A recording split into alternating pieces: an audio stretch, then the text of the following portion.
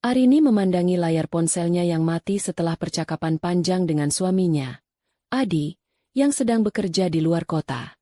Rasa rindunya semakin menggebu setelah berbulan-bulan tak bertemu, tetapi percakapan mereka barusan cukup untuk mengobati sejenak kerinduannya. Ia berjalan menuju dapur untuk menyiapkan makan malam bagi ketiga anaknya, sembari tersenyum kecil mengingat kata-kata mesra dari Adi di telepon. Namun, semuanya berubah ketika sebuah notifikasi muncul di aplikasi pesan pribadinya. Sahabatnya, Rina, mengirimkan undangan pernikahan yang mengejutkan Arini. Dengan ragu, ia membuka lampiran itu, dan jantungnya serasa berhenti sejenak. Di layar ponselnya, terpampang jelas foto Adi bersama seorang wanita muda dalam busana pengantin. Nama kedua mempelai tercantum dengan jelas, Laras dan Adi. Tidak mungkin. Arini berbisik, tubuhnya bergetar hebat. Ia mencoba menenangkan diri, berpikir bahwa ini mungkin hanya kebetulan atau lelucon kejam. Ia segera menghubungi Rina untuk memastikan. "Rin, undangan yang kamu kirim itu benar?" tanyanya dengan suara gemetar. Rina terdengar ragu di ujung telepon. "Aku juga tidak tahu, Rin. Aku mendapatkannya dari media sosial. Tapi, masa ia ada orang iseng memakai foto Adi untuk undangan pernikahan?" Pikiran Arini berkecamuk. Ia tak tahu harus mempercayai apa. Hatinya menyangkal, tetapi mata dan pikirannya tak bisa mengabaikan bukti di depan matanya. Ia memutuskan untuk mencari tahu kebenarannya dengan mendatangi alamat yang tertera di undangan itu. Namun, ia tak ingin pergi sendiri. Ia mengetuk pintu kamar putra sulungnya, Fatah, yang baru saja lulus SMA. "Fatah, ibu ingin bicara," katanya dengan nada serius. Fatah mengizinkannya masuk. Wajahnya yang tenang berubah heran melihat ekspresi ibunya yang muram. "Ada apa, Bu? Kok ibu terlihat sedih?" Arini menyerahkan ponselnya kepada Fatah. Ia memperhatikan reaksi anaknya yang lama memandang layar. Setelah beberapa saat, Fatah menatap ibunya dengan raut penuh ketidakpercayaan. "Ini benar ayah?" tanyanya ragu. "Iya, Nak. Ibu juga tidak percaya. Tapi kita harus memastikan. Besok, ibu ingin kita pergi ke alamat ini untuk mencari tahu kebenarannya." Fatah mengangguk, meskipun matanya menunjukkan kemarahan yang mulai muncul. "Baik, Bu. Aku akan menemani ibu." Malam itu, Arini berusaha tidur, tetapi pikirannya dipenuhi dengan berbagai spekulasi. Ia memikirkan Adi, suaminya yang dulu penuh perhatian, yang selama ini selalu bekerja keras demi keluarga. Bagaimana mungkin dia melakukan hal seperti ini? Di kamar lain, Fatah juga tak bisa memejamkan mata. Ia marah dan kecewa, tetapi berusaha tegar demi ibunya.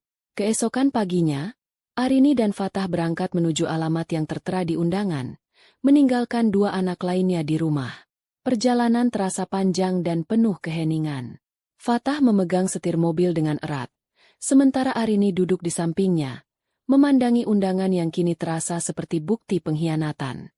Setibanya di lokasi, mereka melihat sebuah gedung mewah yang dihiasi dengan dekorasi pernikahan. Para tamu mulai berdatangan dengan pakaian formal, sementara musik lembut terdengar dari dalam. Arini merasa kakinya berat untuk melangkah, tetapi dorongan untuk mengetahui kebenaran lebih besar daripada rasa takutnya. Dengan menggandeng tangan Fatah, Arini memasuki gedung tanpa mengisi buku tamu. Saat mereka mencapai area pelaminan, Arini melihat sosok yang ia kenal sangat baik. Adi, dengan senyum bahagia, berdiri di samping seorang wanita muda yang terlihat anggun dalam balutan gaun pengantin putih. Rasanya seperti ditikam. Hatinya hancur berkeping-keping, tetapi Arini tidak menunjukkan air matanya. Ia melangkah mendekati pelaminan, dan Adi yang awalnya tak menyadari kedatangannya tiba-tiba membeku. Senyumnya memudar, digantikan dengan ekspresi panik. Arini berdiri tepat di depan suaminya, menatap lurus ke matanya. Dengan suara yang tenang, ia berkata, "Selamat ya, Mas. Akhirnya kamu menikah lagi. Semoga bahagia." Adi mencoba bicara, tetapi suaranya tenggelam oleh keheningan yang melingkupi mereka. Para tamu mulai berbisik-bisik. Suasana berubah canggung. Fatah, yang berdiri di samping ibunya, mengepalkan tangan dengan kuat, tetapi Arini menahan lengan anaknya. "Jangan, Nak, kita belum selesai di sini." Arini menoleh ke arah MC yang sedang berdiri di dekat panggung. Ia meminta mikrofon, dan dengan suara lantang, ia berkata kepada semua tamu, "Selamat siang, semuanya. Perkenalkan, saya Arini, istri sah dari mempelai pria. Saya datang ke sini bukan untuk membuat keributan, tetapi hanya untuk memberitahu Anda semua bahwa saya tidak pernah diberitahu tentang pernikahan ini." Suaranya bergetar, tetapi ia tetap melanjutkan. "Saya ingin keluarga mempelai wanita tahu siapa sebenarnya menantu Anda. Dia sudah memiliki istri dan anak-anak yang menunggunya di rumah." Semua mata tertuju pada Arini, dan bisik-bisik semakin keras. Wajah Adi memerah, sementara Laras, wanita yang berdiri di sampingnya, terlihat kebingungan dan panik. Arini menyerahkan mikrofon kembali kepada MC, lalu menggandeng tangan Fatah untuk keluar dari gedung. Ia tak peduli lagi dengan reaksi orang-orang di sana. Di dalam mobil, Fatah memecah kesunyian. "Bu, kita harus menyelesaikan ini. Kalau ibu mau bercerai, aku dukung ibu sepenuhnya. Aku tidak bisa melihat ibu terus tersakiti seperti ini." Arini menoleh ke anak sulungnya. Air mata mulai mengalir di pipinya. "Terima kasih, Nak. Ibu tidak tahu apa yang akan terjadi selanjutnya. Tapi satu hal yang pasti, ibu tidak akan membiarkan kita terus dihina seperti ini." Mereka melanjutkan perjalanan pulang dengan hati yang berat. Tetapi Arini tahu bahwa pertempuran ini baru saja dimulai. Malam itu, Arini duduk di ruang tamu sendirian, ditemani secangkir teh hangat yang kini dingin tak tersentuh. Pikiran tentang peristiwa di pernikahan Adi masih menghantui benaknya. Anak-anaknya sudah tertidur, tetapi Arini tahu, di balik pintu kamar, mereka pasti memikirkan hal yang sama. Terdengar ketukan di pintu. Fatah muncul dari balik dinding, mengenakan kaos dan celana pendek. "Bu, aku nggak bisa tidur," katanya, duduk di sebelah ibunya. "Kenapa ibu diam saja tadi? Kalau aku, pasti sudah aku buat malu ayah di depan semua orang."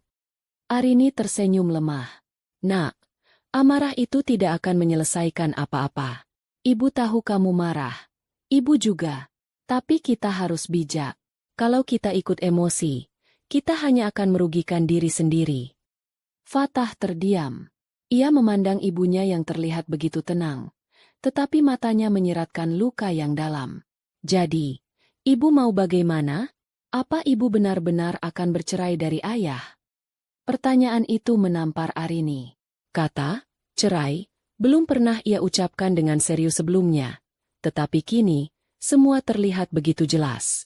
Adi telah mengkhianatinya, bukan hanya sebagai suami, tetapi juga sebagai ayah bagi anak-anak mereka. "Ibu harus berpikir, Nak," katanya akhirnya. "Ini bukan keputusan yang mudah.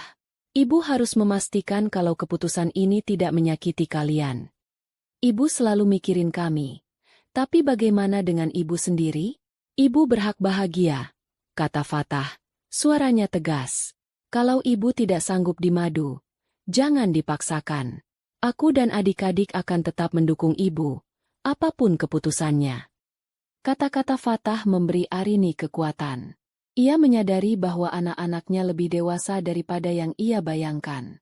Mereka tidak hanya memahami situasi, tetapi juga bersedia berdiri di sisinya. Ia menggenggam tangan Fatah, menatapnya dengan penuh rasa terima kasih. Keesokan harinya, Adi pulang. Suara deru mobilnya terdengar di depan rumah, membuat Arini merasakan campuran antara kecemasan dan kemarahan. Fatah yang duduk di ruang tamu bangkit, menatap ibunya seolah meminta izin untuk bicara lebih dulu, tetapi Arini menggelengkan kepala. "Biar ibu yang bicara," katanya. Adi masuk, membawa tas kecil di tangannya. Senyum kecil tersungging di wajahnya, tetapi itu bukan senyum bahagia. Itu senyum seorang pria yang tahu dirinya bersalah. "Assalamualaikum," ucapnya dengan nada yang canggung. Anak-anak yang lebih kecil, Farhan dan Putri, segera memeluk ayah mereka dengan rasa rindu.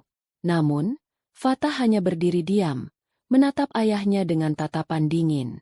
Arini, yang biasanya menyambut Adi dengan senyuman hangat, tetap duduk di kursinya, memandang suaminya dengan penuh penilaian. "Kamu pulang?" tanya Arini, suaranya datar. Ia mencoba menahan emosinya. "Iya," jawab Adi. "Aku ingin menjelaskan semuanya." "Tunggu sampai anak-anak tidur," kata Arini singkat. Suasana makan malam berlangsung canggung. Arini berusaha menjaga wajahnya tetap tenang agar kedua anak bungsunya tidak curiga. Tetapi Fatah tidak menyembunyikan rasa frustrasinya. Setelah Farhan dan Putri masuk ke kamar, Adi akhirnya berbicara. "Arini, aku tahu kamu marah. Tapi tolong dengar dulu alasanku." Arini menyilangkan tangan di dada. "Silakan jelaskan, Mas. Aku ingin tahu alasan apa yang bisa membenarkan kamu menikah lagi tanpa sepengetahuanku." Adi menghela napas panjang. Wajahnya penuh penyesalan. "Ini bukan kehendakku. Wanita itu dia hamil, dan aku harus bertanggung jawab."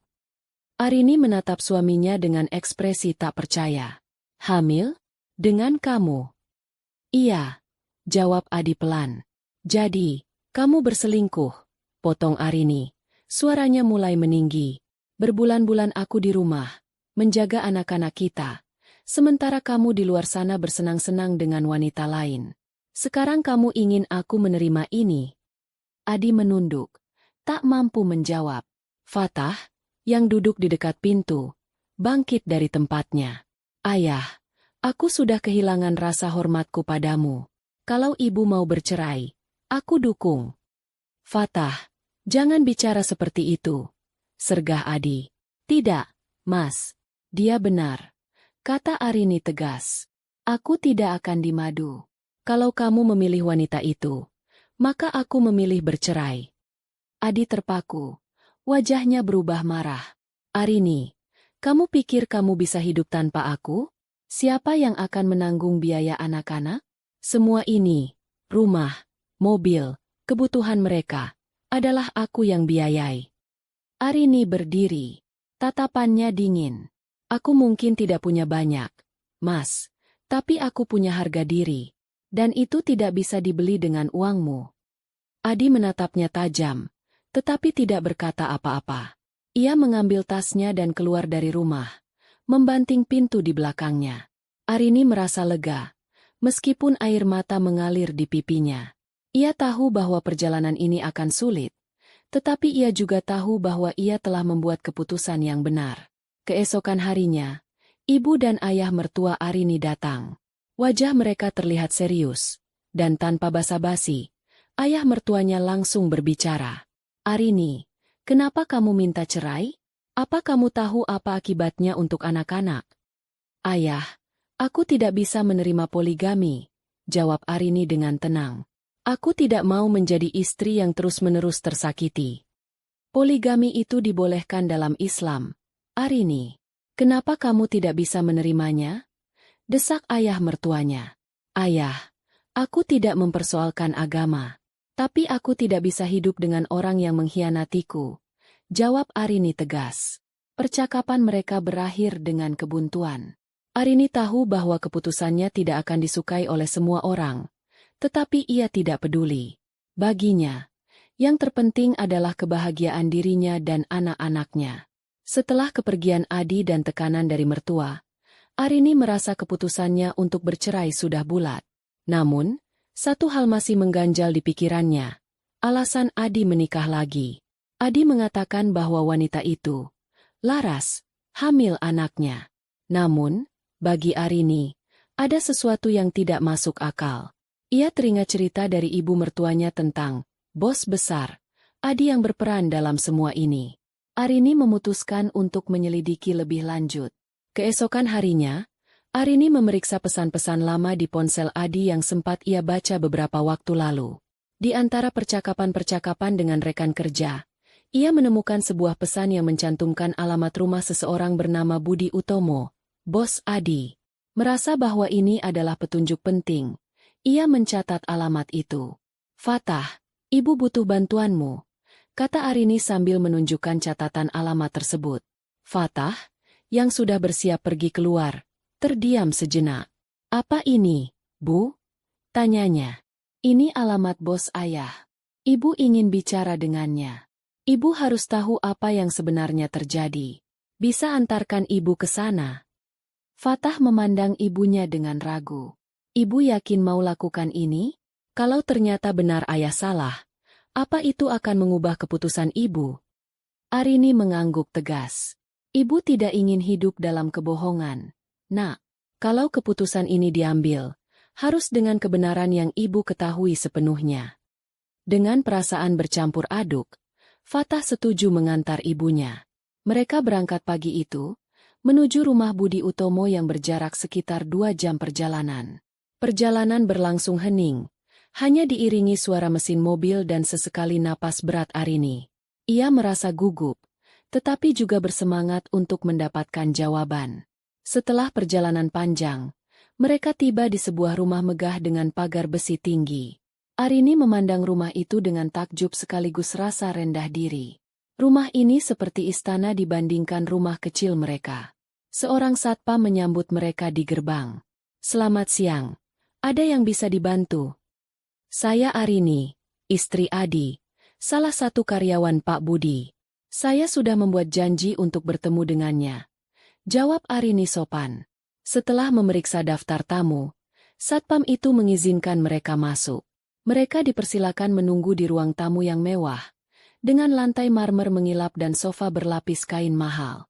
Tak lama, seorang pria paruh baya dengan jas rapi datang menghampiri mereka. Wajahnya ramah, tetapi mata tajamnya menunjukkan bahwa ia adalah seseorang yang terbiasa memegang kendali. "Selamat siang. Saya Budi Utomo," katanya, menjabat tangan Arini. "Anda istri Pak Adi, ya? Ada apa, Bu?" "Terima kasih sudah meluangkan waktu. Pak, saya ingin bertanya tentang suami saya dan pernikahannya dengan salah satu karyawan Bapak, Laras," kata Arini, mencoba menahan emosinya. Wajah Budi terlihat terkejut. "Oh, jadi Adi menikah dengan Laras?" tanyanya dengan nada bingung. "Bapak tidak tahu?" Arini membalas dengan nada penuh kecurigaan. "Menurut suami saya, pernikahan itu terjadi atas desakan Bapak. Katanya, Laras hamil dan itu aib yang harus ditutupi." Budi menghela napas panjang. "Bu Arini, saya tidak tahu apa yang dikatakan suami Anda, tetapi saya bisa pastikan bahwa itu tidak benar. Saya tidak pernah memaksa siapapun untuk menikah. Dan soal Laras, dia memang karyawan saya, tapi saya tidak pernah punya hubungan pribadi dengannya. Bahkan, saya sudah steril. Tidak mungkin saya menghamili seseorang." Kata-kata Budi membuat Arini tertegun. Kebohongan Adi mulai terkuak. Ia mencoba memahami apa motif suaminya sampai menciptakan cerita seperti itu. "Kalau begitu, kenapa Laras bisa menikah dengan suami saya?" tanya Arini. "Saya tidak tahu, Bu. Tapi satu hal yang pasti, saya kecewa mendengar bahwa nama saya dibawa-bawa dalam masalah ini. Kalau benar suami Anda menyebarkan kebohongan ini, saya harus mempertimbangkan posisinya di perusahaan kami." Arini merasa malu dan kecewa, tetapi ia juga merasa lega karena mulai melihat kebenaran. Sebelum meninggalkan rumah itu, Budi memberitahu bahwa ada rencana untuk meresmikan kantor cabang baru perusahaan mereka di kota yang sama. "Kalau Anda ingin tahu lebih banyak, mungkin acara itu bisa menjadi tempat Anda menemukan jawabannya," katanya. Di perjalanan pulang, Arini merenung.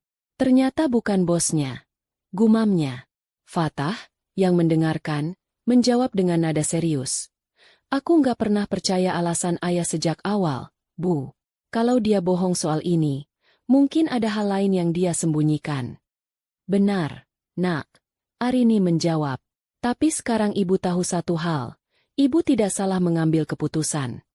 Sementara itu, di rumah, Putri dan Farhan sedang menunggu mereka.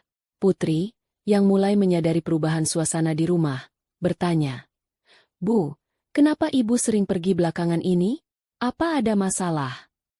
Arini tidak menjawab langsung. Ia memeluk anak-anaknya, mencoba menenangkan mereka. "Tidak apa-apa, Nak. Ibu hanya ingin memastikan semuanya baik-baik saja untuk kita ke depannya." Seminggu kemudian, acara peresmian kantor baru berlangsung. Arini memutuskan untuk menghadirinya, meskipun ia tahu Adi dan Laras mungkin ada di sana. Ia ingin mendengar pengumuman langsung dari Budi, yang berjanji akan menyampaikan sesuatu yang penting. Tanpa memberitahu Adi, Arini tiba di acara itu, mengenakan pakaian sederhana tetapi rapi. Saat acara berlangsung, Budi naik ke podium untuk berbicara. Setelah pidato pembukaan, ia mengumumkan bahwa ia tidak bisa melantik Adi sebagai kepala cabang baru. Ia menjelaskan bahwa Adi telah merusak kepercayaan perusahaan dengan menyebarkan kebohongan tentang atasannya demi menutupi masalah pribadi. Ruangan menjadi hening. Semua mata tertuju pada Adi, yang duduk di barisan depan bersama Laras. Wajahnya memerah karena malu, sementara Laras terlihat bingung dan panik. Arini yang duduk di belakang hanya bisa tersenyum tipis, merasa bahwa keadilan akhirnya berpihak padanya. Setelah acara selesai, Adi mendekati Arini di parkiran. Wajahnya penuh kemarahan. "Kamu puas sekarang? Kamu hancurkan karirku." Arini menatapnya dengan tenang. "Mas, aku tidak menghancurkan apapun. Kamu yang melakukannya sendiri. Kalau kamu jujur dari awal, semua ini tidak akan terjadi." Adi tidak bisa berkata-kata. Ia hanya berdiri di sana, menatap istrinya yang kini terlihat lebih kuat daripada sebelumnya. Setelah peristiwa di peresmian kantor cabang baru, hubungan antara Arini dan Adi benar-benar retak. Adi pulang ke rumah mertuanya sementara Laras, yang awalnya terlihat percaya diri sebagai istri muda, mulai menjauh dari Adi. Kehilangan pekerjaan membuat Adi tidak hanya kehilangan penghasilan, tetapi juga harga diri di mata orang-orang sekitarnya. Arini mencoba menata hidupnya kembali. Ia tahu, keputusan untuk bercerai akan sulit, tetapi ia tidak ingin terjebak dalam hubungan yang sudah tidak memiliki kepercayaan. Ketika ia mengurus persiapan perceraian, ia menerima kabar dari seorang teman lama bahwa Laras telah meninggalkan Adi setelah mengetahui betapa buruknya kondisi keuangannya. "Jadi Laras itu pergi, Bu?" tanya Fatah ketika Arini menceritakan kabar itu. Arini mengangguk sambil tersenyum getir. "Iya, Nak. Kadang orang hanya ingin bersama kita saat segalanya mudah. Ketika masalah datang, mereka pergi." Fatah mengepalkan tangan. "Aku tidak peduli, Bu. Aku tidak akan pernah menghormati ayah lagi setelah apa yang dia lakukan." Arini menatap putranya dengan rasa sayang. "Nak, ayahmu tetap ayahmu. Dia membuat kesalahan besar, tapi dia masih ayahmu. Jangan biarkan kebencian menguasaimu." Fatah terdiam, tetapi Arini tahu bahwa luka di hatinya belum sembuh.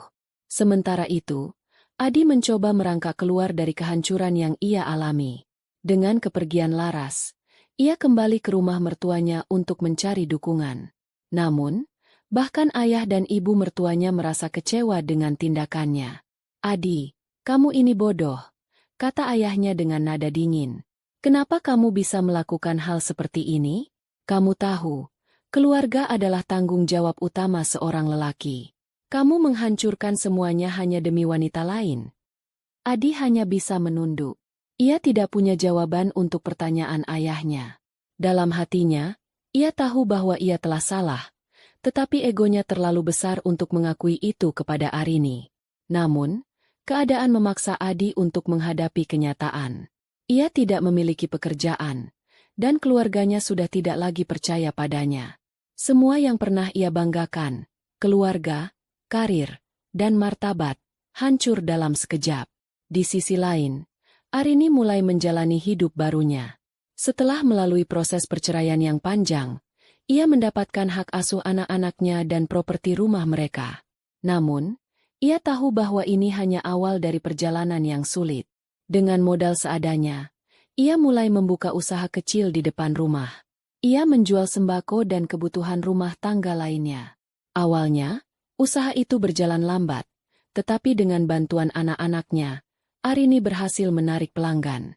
Fatah, yang sementara menunda kuliah, membantu ibunya menjaga toko.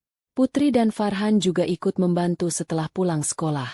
"Ibu, kenapa ibu tidak istirahat saja?" tanya Putri suatu sore, melihat ibunya yang kelelahan. Arini tersenyum, mengelus kepala anak perempuannya. "Ibu kuat, Nak. Demi kalian, ibu akan selalu kuat." Dalam keheningan, Arini sering memikirkan masa-masa sulit yang telah ia lewati. Ia teringat bagaimana ia harus berjuang sendirian saat Adi merantau, dan kini ia kembali menjalani hidup tanpa suaminya. Namun, ia merasa lebih bebas dan percaya diri. Ia tahu, meskipun sulit, ia sedang membangun masa depan yang lebih baik untuk dirinya dan anak-anaknya. Suatu hari, Adi datang ke rumah. Ia terlihat lusuh, dengan rambut acak-acakan dan pakaian yang tidak rapi. Arini, yang sedang menyapu halaman, terkejut melihat mantan suaminya berdiri di depan pagar. "Apa yang kamu lakukan di sini, Mas?" tanya Arini dengan nada dingin. "Aku ingin bicara," jawab Adi. Suaranya lemah. Arini membuka pagar, tetapi tetap menjaga jarak. "Bicara apa lagi? Bukankah semuanya sudah selesai?" Adi menunduk. "Arini, aku tahu aku salah. Aku menyesal." Kata-kata itu membuat Arini terdiam. Ia tidak pernah mendengar Adi mengakui kesalahannya selama ini. "Aku kehilangan semuanya," lanjut Adi. "Laras pergi, keluargaku kecewa padaku, dan aku tidak tahu harus bagaimana lagi." Arini menghela napas. "Mas, penyesalan itu baik. Tapi penyesalan saja tidak cukup untuk memperbaiki semuanya. Kamu harus belajar menerima konsekuensi dari apa yang kamu lakukan." Adi mengangguk pelan. "Aku hanya ingin kamu tahu, aku benar-benar minta maaf." Arini tidak menjawab. Ia menatap Adi sejenak sebelum kembali masuk ke dalam rumah, meninggalkan mantan suaminya di luar. Malam itu, Arini berbicara dengan anak-anaknya tentang kedatangan Adi. "Ayah kalian datang ke sini tadi," katanya. Farhan, anak keduanya, terlihat terkejut. "Ayah mau apa, Bu?" "Ia bilang ia menyesal," jawab Arini. "Tapi itu tidak berarti ibu akan membiarkan dia kembali ke rumah ini." Putri, yang selama ini selalu merindukan ayahnya, tampak bingung. "Tapi, Bu, apakah ayah tidak akan tinggal bersama kita lagi?" Arini memeluk Putri. "Nak, ayah kalian akan tetap menjadi ayah kalian. Tapi ibu tidak bisa hidup bersama dia lagi. Ibu harus memikirkan apa yang terbaik untuk kita semua." Anak-anaknya mengangguk pelan. Meskipun Arini tahu bahwa perasaan mereka pasti campur aduk. Dengan dukungan anak-anaknya dan usaha kecil yang mulai berkembang, Arini merasa semakin kuat. Ia tidak lagi memikirkan masa lalu, tetapi fokus pada masa depan. Meskipun perjalanan ini berat, ia tahu bahwa ia telah membuat keputusan yang benar. Hari demi hari, Arini dan anak-anaknya mulai terbiasa dengan kehidupan baru. Usaha sembako yang ia jalankan perlahan-lahan mulai ramai pembeli. Ia berhasil membangun hubungan baik dengan tetangga, sehingga mereka kerap datang untuk membeli kebutuhan sehari-hari. Anak-anaknya pun semakin mandiri, terutama Fatah, yang mengambil peran besar dalam membantu usaha ibunya. Suatu pagi, seorang pelanggan yang tak lain adalah Rina, sahabat lama Arini, datang ke toko. Rina membawa kabar terbaru tentang Adi. "Rin, aku dengar kabar mantan suamimu," kata Rina dengan nada sedikit canggung. Arini mengangkat alis. "Apa lagi sekarang?" Rina menarik napas panjang sebelum menjawab. "Adi sekarang benar-benar terpuruk. Istri mudanya meninggalkannya setelah dia jatuh miskin. Bahkan rumah keluarganya dijual untuk memenuhi kebutuhan mereka." Arini hanya tersenyum tipis, tanpa rasa iba. "Itu konsekuensi dari perbuatannya, Rin. Aku sudah selesai dengan dia. Yang penting sekarang aku fokus pada anak-anak." Rina menatap Arini dengan rasa kagum. "Aku salut sama kamu, Rin. Kamu lebih kuat dari yang aku kira. Tidak ada pilihan lain, Rin. Kalau aku terus-terusan terpuruk, siapa yang akan mengurus anak-anakku?" jawab Arini sambil melanjutkan menata barang-barang di rak. Di sisi lain, Adi benar-benar berada di titik terendah dalam hidupnya. Setelah kehilangan pekerjaan, rumah, dan istri mudanya, ia tinggal menumpang di rumah seorang teman lama. Hari-harinya diisi dengan penyesalan. Namun, bukannya bangkit, ia justru larut dalam kebencian terhadap dirinya sendiri. "Semua ini salahku," gumam Adi suatu malam, duduk di lantai kamar kos kecilnya. "Kalau saja aku tidak tergoda, aku masih punya semuanya. istri, anak-anak, rumah. Namun, tidak ada yang bisa ia lakukan untuk mengubah masa lalu. Ia mencoba mencari pekerjaan baru, tetapi reputasinya sebagai karyawan yang tidak jujur membuat banyak perusahaan enggan mempekerjakannya. Bahkan teman-temannya yang dulu dekat kini menjauh. Dalam keheningan malam, Adi sering teringat wajah Arini dan anak-anaknya.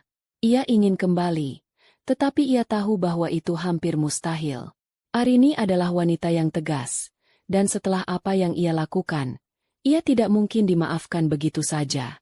Sementara itu, Arini semakin mantap dengan kehidupannya. Ia mulai merancang rencana untuk memperbesar usahanya. Dengan bantuan Fatah, ia memutuskan untuk membuka cabang kecil di pasar lokal. Ide ini datang dari Fatah yang melihat potensi pasar lebih luas. "Ibu, kita bisa sewa kios di pasar. Aku bisa bantu jaga di sana. Dan ibu tetap fokus di toko yang di rumah," kata Fatah antusias. Arini memandang putranya dengan bangga. "Itu ide bagus, Nak. Tapi kita butuh modal tambahan untuk itu. Kamu yakin kita bisa mengelolanya?" "Ibu, aku yakin kita bisa. Aku siap bantu apa saja." Kepercayaan Fatah membuat Arini semakin bersemangat.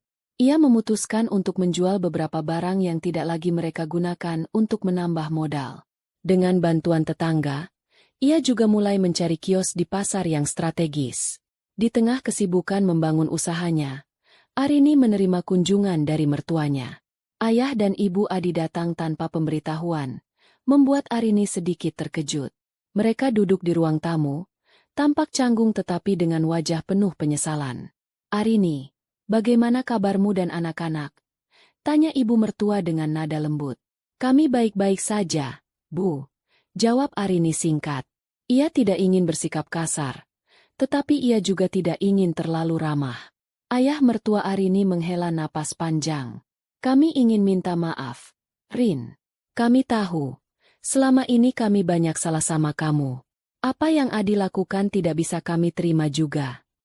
Arini hanya tersenyum kecil. "Terima kasih, Pak, Bu. Tapi permintaan maaf tidak akan mengubah apa yang sudah terjadi. Yang penting sekarang, kami fokus pada masa depan." Ibu mertua menatapnya dengan mata berkaca-kaca. "Kami bangga padamu, Rin. Kamu sudah melakukan yang terbaik untuk anak-anak. Kami harap kamu tahu, kami tetap menganggapmu sebagai bagian dari keluarga." Kunjungan itu membuat Arini merasa sedikit lega. Meskipun ia tidak membutuhkan pengakuan dari mertuanya, ia merasa dihormati atas perjuangannya. Beberapa bulan kemudian, usaha Arini semakin berkembang. Kios di pasar mulai berjalan lancar, dan toko di rumah juga tetap ramai. Anak-anaknya semakin dewasa dan memahami perjuangan ibu mereka. Fatah bahkan mulai membantu mengelola keuangan usaha, sementara Farhan dan Putri tetap rajin belajar. Arini mulai merasa bahwa kehidupan barunya membawa kedamaian. Ia tidak lagi dibebani rasa sakit dari masa lalu. Ia belajar untuk melepaskan dan menerima kenyataan. Dan di atas segalanya, ia bangga pada dirinya sendiri. Namun, ia juga sadar bahwa perjalanan hidup tidak selalu mulus. Ia harus terus berjuang untuk memastikan anak-anaknya mendapatkan masa depan yang lebih baik. Dan dengan keberanian yang telah ia temukan, ia yakin bahwa tidak ada yang bisa menghentikannya. Pagi itu, Arini duduk di beranda rumahnya, menatap halaman depan yang kini lebih ramai dengan aktivitas. Anak-anaknya, Fatah, Farhan, dan Putri, sedang membersihkan halaman sambil bercanda ringan. Suara tawa mereka memberikan ketenangan di hati Arini. Ia tersenyum kecil, merasa bangga bahwa ia telah berhasil membangun kembali kehidupan keluarganya setelah badai besar yang melanda. Sore harinya, kios baru di pasar juga ramai dengan pembeli. Fatah, yang mengambil tanggung jawab penuh di sana, terlihat melayani pelanggan dengan cekatan. Salah satu pelanggan tetapnya, seorang pedagang sayur, memuji usahanya. "Kamu hebat, Fatah. Anak muda seumur kamu biasanya masih sibuk main. Tapi kamu sudah bisa bantu keluarga," katanya. Fatah tersenyum. "Semua ini karena ibu saya, Bu. Dia yang mengajari kami untuk bekerja keras." Kata-kata itu sampai ke telinga Arini ketika ia datang untuk mengecek kios. Ia merasa terharu mendengar pujian tersebut. "Kamu anak yang hebat, Nak," katanya sambil menepuk bahu Fatah. "Ibu tidak tahu apa yang ibu lakukan tanpa kamu." Fatah hanya tersenyum kecil, tetapi matanya berbinar bangga. Sementara itu, Adi masih berjuang mencari pijakan dalam hidupnya. Setelah kehilangan semuanya, ia terpaksa bekerja sebagai buruh serabutan. Keadaan ini membuatnya semakin sadar betapa besar kesalahan yang telah ia perbuat. Suatu hari, ia memberanikan diri untuk mengunjungi Arini lagi, bukan untuk meminta maaf atau kembali, tetapi untuk menawarkan bantuan. Ia berdiri di depan toko sembako milik Arini, mengenakan pakaian sederhana, terlihat lebih rendah hati daripada sebelumnya. Arini yang sedang merapikan barang di rak menoleh saat mendengar suara ketukan di pintu. Ketika ia melihat Adi berdiri di sana, ia menghela napas panjang. "Mas, apa lagi sekarang?" tanyanya dengan nada netral. Adi menundukkan kepalanya. "Aku tidak datang untuk meminta apa-apa. Aku hanya ingin tahu, apa ada yang bisa aku lakukan untuk anak-anak? Meskipun aku tahu aku bukan ayah yang baik." Arini memandangnya sejenak, lalu berkata, "Kalau kamu benar-benar ingin membantu, mulai dengan menepati kewajibanmu. Kirimkan uang bulanan untuk anak-anak, seperti yang sudah diputuskan di pengadilan." Adi mengangguk. "Aku akan usahakan, Rin. Aku hanya ingin memperbaiki sedikit dari semua yang sudah aku hancurkan." Arini tidak menjawab, tetapi dalam hatinya, ia merasa sedikit lega bahwa Adi akhirnya menunjukkan usaha untuk bertanggung jawab, meskipun kecil. Hari berganti minggu, usaha Arini terus berkembang. Ia bahkan mulai berencana untuk menyewa satu kios lagi di pasar untuk menjual kebutuhan khusus seperti alat tulis dan perlengkapan sekolah. Ide ini datang dari Farhan, anak keduanya, yang bercita-cita ingin menjadi pengusaha seperti ibunya. "Ibu, aku nanti mau punya toko besar, lebih besar dari ini," katanya dengan semangat. "Tapi aku tetap mau kerja sama ibu." Arini tertawa mendengar keinginan anaknya. "Tentu, Nak, kalau kamu punya mimpi besar, ibu akan selalu mendukungmu." Di sisi lain, Putri, anak bungsu Arini, menunjukkan minat besar pada pelajaran sekolah. Ia sering belajar di malam hari, ditemani ibunya. Melihat keseriusan Putri, Arini yakin bahwa anak perempuannya akan memiliki masa depan yang cerah. "Bu, aku ingin jadi dokter nanti," kata Putri suatu malam. Arini tersenyum.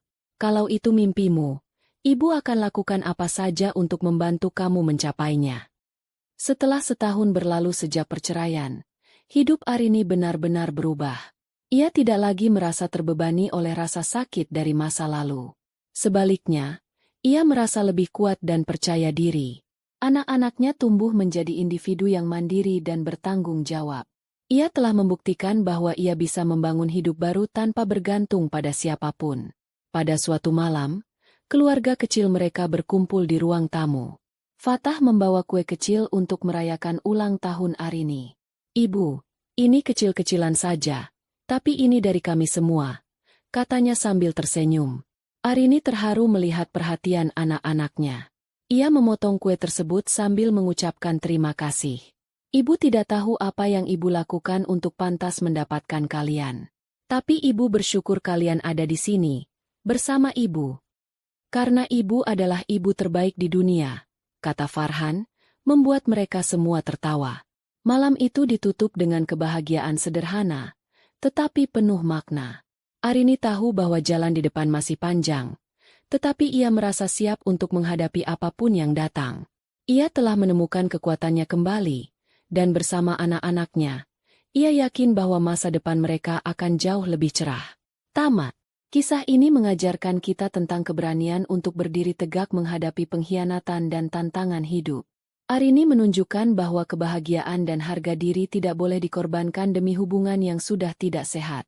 Dengan kemandirian dan cinta yang besar untuk anak-anaknya, ia mampu bangkit dari keterpurukan dan membangun kembali hidupnya dari awal. Kita belajar dari Arini bahwa melepaskan masa lalu yang menyakitkan adalah langkah awal menuju kebahagiaan. Fokus pada masa depan dan orang-orang yang mencintai kita menjadi kunci untuk terus maju. Pada akhirnya, hidup akan memberikan hasil yang indah bagi mereka yang berani menghadapi badai dan memilih untuk bertahan dengan cara yang benar. Kalau cerita ini menginspirasi atau menyentuh hati kalian, jangan lupa like video ini sebagai bentuk dukungan. Komen tentang pelajaran apa yang kalian dapatkan dari kisah ini. Share cerita ini ke teman atau keluarga yang mungkin membutuhkan inspirasi. Subscribe agar tidak ketinggalan cerita-cerita menarik lainnya. Terima kasih sudah menyimak, dan sampai jumpa lagi.